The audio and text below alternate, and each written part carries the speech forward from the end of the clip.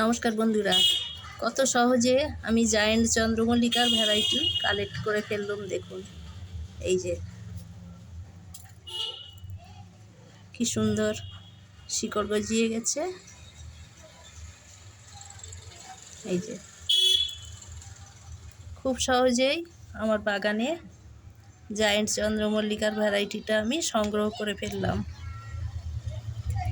প্রত্যেক কটা শিকড় গজিয়ে গেছে, দেখছেন।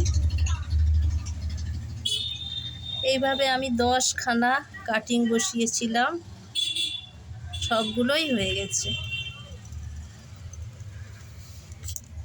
এখন আমি এগুলোকে বসিয়ে দেব। এরকম ছোট ছোট গ্রো ব্যাগে ফাঙ্গিসাইড পাউডার দেওয়া আছে। ছোট ছোট গ্রো ব্যাগে বসিয়ে দেব।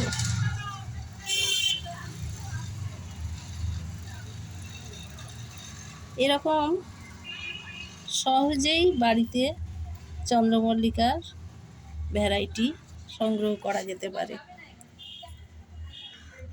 এটা জায়েন্ট ভ্যারাইটি, খুব সুন্দর লাগে।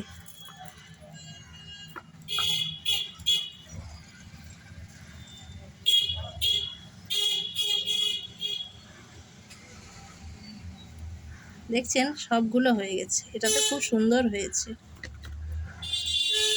কত শিকড় গজিয়ে গেছে। এইভাবে আমি সবগুলো বসিয়ে দেব।